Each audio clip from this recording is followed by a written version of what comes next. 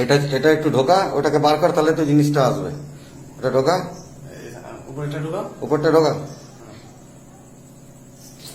আরে এই সামনেটা ঢুকিয়ে দে, ব্যাস।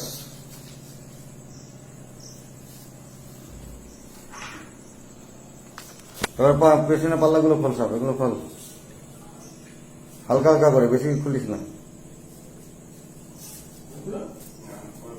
সব খুলতে হবে না, সব খুলতে হবে না।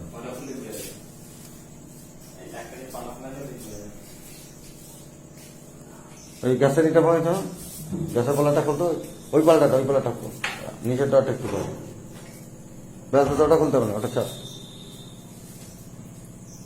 একটা সিঙ্গেল।